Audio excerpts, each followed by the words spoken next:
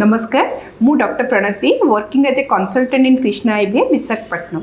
आज मु डिस्कशन करिया जी एम्ब्रियो ट्रांसफर टेक्निक आमे भ्रूणटा को बाहर एक्सी पद्धति बनई गोटे एम्ब्रियो ट्रांसफर कैथेटर द्वारा यूट्रस भीतर पार्ट जोड़ा कि एंडोमेट्रियल कैविटी भितर छाड़ू। तो एम्ब्रियो ट्रांसफर टेक्निकटा स्मूथ रे हेची कि डिफिकल्ट हेची हमको असेस करिया पड़िबो। यूजुअली स्मूथ एम्ब्रियो ट्रांसफर कले आईवीएफ सक्सेस भलो हुए।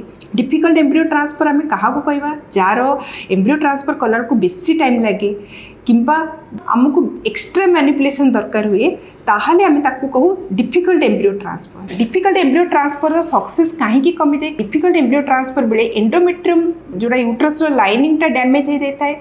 आ बेले बेले कौन हुए ना एक्सट्रा मैनिपुलेशन द्वारा यूट्रस कंट्राक्शनटा जोड़ा बढ़ी जाए से सक्सेसटा कमी जाए। तो मु आज डिस्कसन करने जी डिफिकल्ट एम्ब्रियो ट्रांसफर कारण कौन।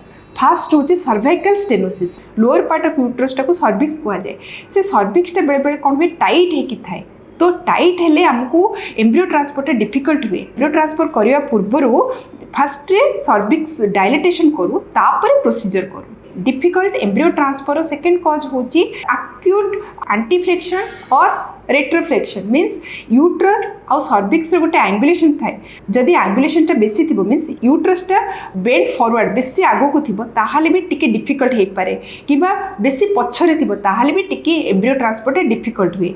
Third cause of difficult embryo transfer होची यूट्राइन पॉलिप और सर्वाइकल पॉलिप भी बेले बेले एम्ब्रियो ट्रांसफर रे बाधा प्राप्त करता है। धन्यवाद।